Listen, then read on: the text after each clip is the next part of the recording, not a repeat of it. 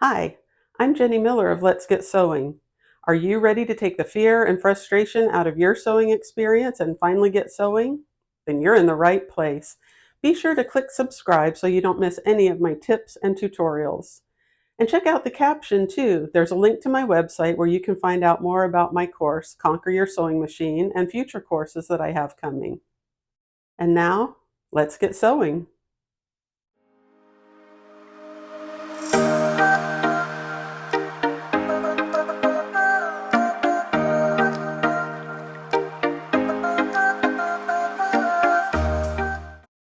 In today's video, I am showing you how to thread a sewing machine. And I'm going to show you a little mantra or chant, I guess, that goes on in my head when I am threading a sewing machine. And that is guide, tension disc, down, up, down. Every single sewing machine threads this exact same way, through a guide, through the tension disc, and then down, up, down in some way. And so I'm going to show you that, and I'm going to prove it to you by showing it to you on 4 different sewing machines. So let's take a look at how to thread your sewing machine. When threading your sewing machine, you always want to make sure that your presser foot is lifted. Remember that when your presser foot is lowered, it engages the tension discs. And if the tension discs are engaged, the thread cannot slide between them, and your tension will be messed up when you start to sew. So make sure first that the presser foot is lifted. To illustrate this, take just a minute with the presser foot lifted and floss your thread back and forth through the tension discs. See how easily it slides back and forth? Now, with the thread in there, lower the presser foot, engaging the tension discs, and see that the thread no longer wants to slide back and forth between the tension discs. So when threading, make sure that your presser foot is always lifted so that that thread can slide easily between the discs. Okay, time to get threading. I have my thread in place with a disc or rubber band or clamp, whatever is holding the spool in place. And I like to pull out about 18 inches, maybe a foot to 18 inches of thread, and pinch it here next to the spool between my thumb and first finger. And I'm going to hold that there to create tension or resistance as I go through the machine so that the thread pulls into all the places that it needs to. Now, I'm going to do this really quick, and then I'm going to go back and explain it to you. When you're threading your machine, every sewing machine, you thread it through the guide, the tension disc, down, up, down. Now, I've been sewing since I was a child, and to this day, when I'm threading a sewing machine, in my head, I say guide, tension disc, down, up, down. So get that phrase in your head, guide, tension disc, down, up, down, and you'll be able to thread any machine. So we're going to try that again. I need to back up just a little bit here now. I have about a foot to 18 inches of thread, and I'm going to do it again. You go through the guide, tension disc, down, up, down. So from the tension disc, you always go down, up through the take-up lever, and down. Guide, tension disc, down, up, down.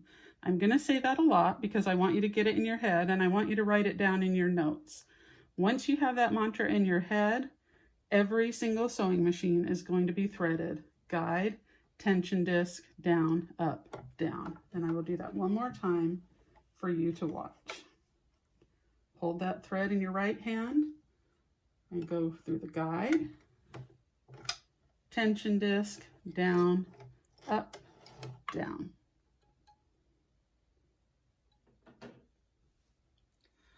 On this machine, the take-up lever is to the right of the tension discs. Again, not a problem. We are still going to go through our guide back here, our tension disc, down, up, and down. Here's our 10-year-old machine, and you'll remember that the spool pins on this machine are vertical. So we don't need any kind of disc or anything at the top. Gravity will do our job for us. But just like the machines with the horizontal spool pins, we pull out about 1 foot to 18 inches of thread. We take it through the guide, through the tension disc, down, up, down. Guide, tension disc, down, up, down. Okay, I have to admit something. When I got this brand new machine, I had to look at it for a second before I threaded it. It looks different, but because I know how to thread any machine, how any machine works, I figured it out right away and got it right on the first try.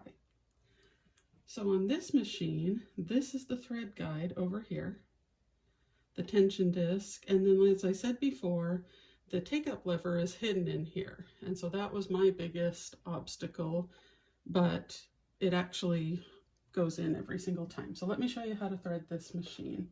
Again, I pull out 12 to 18 inches, holding it in my right hand. I go guide,